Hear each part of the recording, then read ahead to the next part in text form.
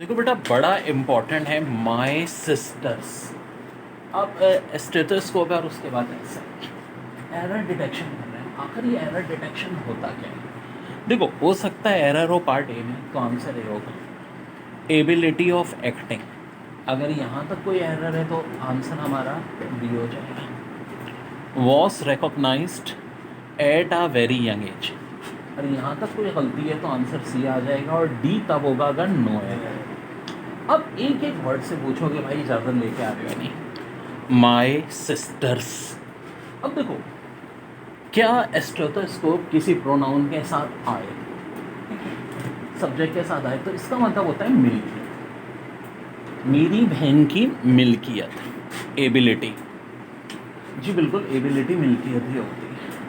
तो यहाँ ए में तो कोई एरर नहीं है। My sister ability of acting. अब देखो, जैसे जैसे मैं आपको कराता रहूँगा आपको इंग्लिश बिल्कुल हलवा हो जाएगी। एबिलिटी के बाद कभी भी ऑफ प्रीपोजिशन नहीं आता, बल्कि टीओ टू प्रीपोजिशन आता है। ठीक है, एबिलिटी टू। अब एक और बड़ी बात आ गई, क्या एक्टिंग होगा? नहीं जी। जब टीओ टू आएगा तो फिर ये आईएनजी हट जाएगा और खाली क्या हो जाएगा? Ability to. यानी एरर कहाँ था? बी में। देखो, वो आपको सेंटेंस करेक्ट नहीं करना, सेंटेंस करेक्शन का एक अलग सवाल होता है। एरर डिटेक्शन में सिर्फ आपको एरर टिक करना है, यानी option B is your answer. Ability to act. Was recognize बिल्कुल सही है जी, क्योंकि ये सिंगुलर प्रोनाउन है तो सिंगुलर वर्ब आना चाहिए। वॉज के साथ रिकॉग्नाइज भी बिल्कुल सही है, सेकंड फॉर्म ही होनी चाहिए। Eight a very young as, ये भी सही है। तो एरर सिर्फ कहाँ था? बी में। एबिलिटी ऑफ एक्टिंग की जगह एबिलिटी टू। बच्चों, बड़ा ही अच्छा सवाल है। The teacher as well as, यहाँ तक पार्ट है। The students often absent them self from school. भाई, कोई ऐसे टीचर हैं वो और उनके जो स्टूडेंट्स हैं ऑफन अक्सर होते रहते हैं absent them self from school. अब रूल क्या कहता है? देखो, बात हो रही है the teacher, singular subject, as well as.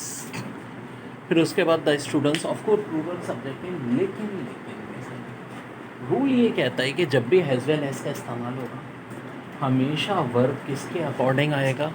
Has well as से पहले वाले सब्जेक्ट के हिसाब से। हैज़ वेल एज से पहले सब्जेक्ट है टीचर, तो जो भी वर्ब आना चाहिए वो सिमिलर वर्ब होना चाहिए, सिमिलर सब्जेक्ट के हिसाब से। आओ पूरा देखते हैं। The teacher as well as the students often absent, ये आ गया वर्ब। तो मेरे भाई बात हो रही है द टीचर की, सिंगुलर सब्जेक्ट तो सिंगुलर वर्ब, यानी कि यहाँ होना चाहिए एब्सेंट्स, ऑफन एब्सेंट। याद रहे, हैज़ वेल एज के बाद भले से प्लूरल हो जो स्टूडेंट है, उससे कोई ताल्लुक नहीं होता। जब भी हैज़ वेल एज किसी सेंटेंस में हो हमेशा उससे पहले वाले सब्जेक्ट के हिसाब से वर्ब लगता है। और ना सिर्फ वर्ब पहले वाले के हिसाब से लगता है, पहले वाले के हिसाब से रिफ्लेक्सिव प्रोनाउन लगेगा। तो यहाँ दैम सेल्फ नहीं होगा, बल्कि होगा हिमसेल्फ, क्योंकि बात किसकी हो रही थी? द टीचर की। तो एब्सेंट की जगह एब्सेंट्स और देम सेल्फ की जगह हिमसेल्फ, यानी एरर का है बी पार्ट में, आंसर हो जाएगा बी। देखें, बहुत important rule. His voice shook with emotion and it was so funny to hear him, और बहुत funny to hear him, that we all long to laugh and to cry. There, बहुत ही धुआंधार। इस वॉइस शुक विथ इमोशन, बड़े emotion के साथ है, यहाँ तक ए है, इसमें तो कोई मुझे गलती नहीं लग रही। And it was so funny to hear him, और ज़्यादा बहुत फनी है उसको हेयर करना।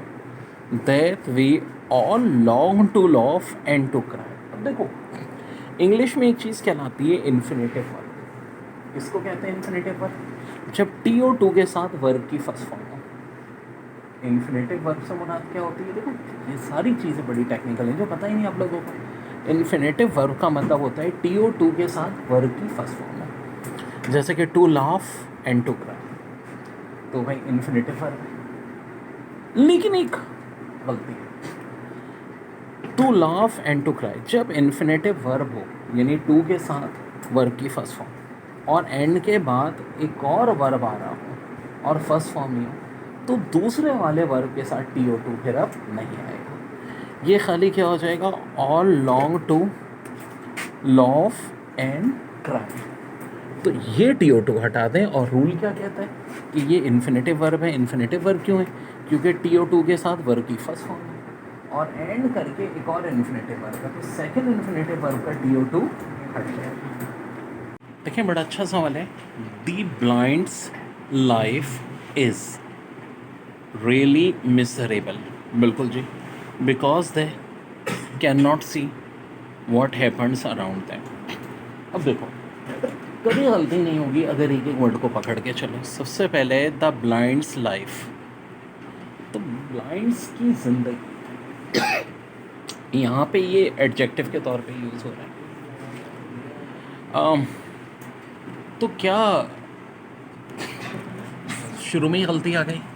अगर ये ब्लाइंड्स एडजेक्टिव के तौर पे यूज़ हो रहा है तो क्या स्टेटोस्कोप आ सकता है? नहीं आ सकता, नहीं आ सकता। एडजेक्टिव के साथ कभी स्टेटोस्कोप नहीं आ सकता, क्योंकि दी ब्लाइंड्स करके बात हो रही है, तो इसका मतलब है स्टेटोस्कोप। मसला यही हो गया, गलती यहीं शुरू में आ गई। देखो ये कैसे सही होगा, the life of the blind, ठीक है, the life of the blind. फिर क्या होगी, क्योंकि ओवरऑल एक बात हो रही है ब्लाइंड्स की लाइफ की, is really miserable because they can not see what happens around. तो कैसे करेक्ट होगा, इसको करते हैं the life of the blind. और रूल याद रखो कि अगर ये चीज़ एडजेक्टिव के तौर पे यूज़ हो रही है तो एडजेक्टिव के साथ कभी स्टेटोस्कोप यूज़ नहीं है। बड़ा ही अच्छा सवाल, विच डिज़ाइन, कौन सा design is the best of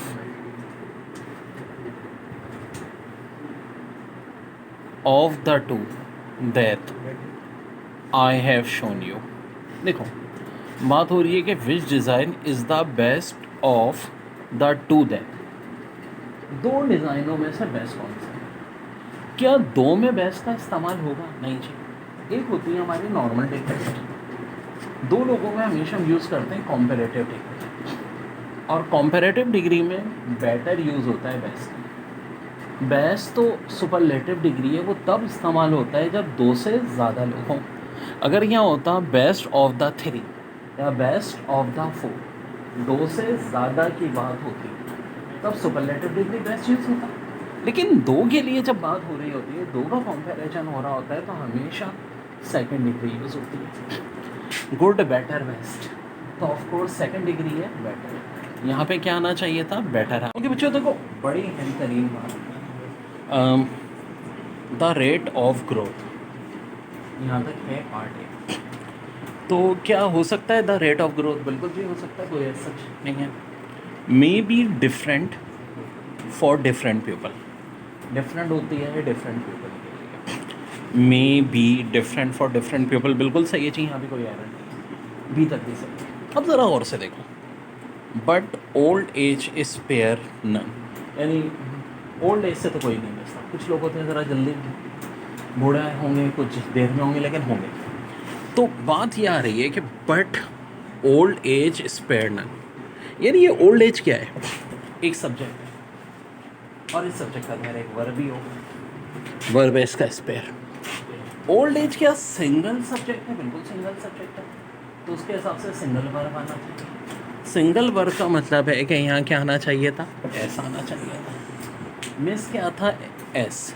but old age spares none. बड़ा अच्छा सवाल है। आई गेव हिम 200 रुपीज़, मैंने उसको कितने दिए? 200 रुपीज़ नोट्स। ये हमारे पड़ोसी मुल्क की कंट्री के पेपर में एग्जाम में आया था, और वहाँ बिल्कुल 200 रुपीज़ के नोट होते हैं। टू डिपॉजिट, अब गलती कहाँ है? आई गेव हिम, बिल्कुल जी गेव कर दिया मैंने 200। अब एक बात रूल याद रखो कि अगर क्वांटिटी के साथ पहले नंबर आ जाए तो यहाँ ऐसे नहीं आता। अगर यहाँ 200 होता तो मैं कहता वो गलत। जैसे कि 4000, 4000, 4000 नहीं होगा, 4000 ही होगा ना। उर्दू में भी देखो 4000 हो, नहीं हो सकता। 7 करोड़, तो करोड़ नहीं होगा। यहाँ तक तो सही है। अब आ रहा है रुपीस और नोट्स टू डिपॉजिट। नोट्स बिल्कुल जी, हमें नहीं पता कितने सारे नोट्स हैं, तो यहाँ का एस भी सही है। अब यहाँ एस आएगा नहीं। अब एक रूल क्या कहता है कि नाउन कभी एडजेक्टिव के तौर पे यूज़ हो, नाउन कभी एडजेक्टिव के तौर पे यूज़ हो तो हमेशा सिंगुलर रहेगा। वो क्या रहेगा? हमेशा सिंगुलर रहेगा। तो यहाँ पर हम क्या करेंगे, रुपीस का एस गायब कर देंगे, बाकी सब कुछ सही है। सिर्फ क्या करेंगे, 200 रुपी हो जाएगा ये, क्योंकि नाउन यहाँ पे एडजेक्टिव के तौर पे यूज़ हो रहा है, इसलिए बस ये हमारा आंसर हो जाएगा। ठीक है, तो 200 रुपी। इंग्लिश में सबसे ज़्यादा मरवाता है एरर डिटेक्शन, लेकिन अगर मेरी ट्रिक से करोगे तो बिल्कुल हलवा हलवा। अब हलवा, क्या पढ़ाई हलवा हो सकती है? हलवा खाने का होता है ना, मैं इसका लगा हलवे को मुहावरे के तौर पे यूज़ कर रहा हूँ। एक होता है मुहावरा डार्क हॉर्स, किसको कहते हैं? कोई ऐसी क्रिकेट टीम जो कुछ छुपा रुस्तम ऐसा कर गुजरेगी कि जिसकी कोई उम्मीद ना हो। Now I have come to know why he always remains in loggerheads with colleagues and juniors. तो देखो, now I have come, now I have come बिल्कुल सही है जी, यहाँ तक तो कोई गलती नहीं है। To know सही है। Why एक रीज़न आ रहा है, he always remains in locker heads. अब एक बात याद रखो, जितने भी एडियम्स होते हैं उनके साथ प्रीपोजिशन हमेशा फिक्स होता है, और लॉकर हेड्स के पहले हमेशा प्रीपोजिशन 88 आता है।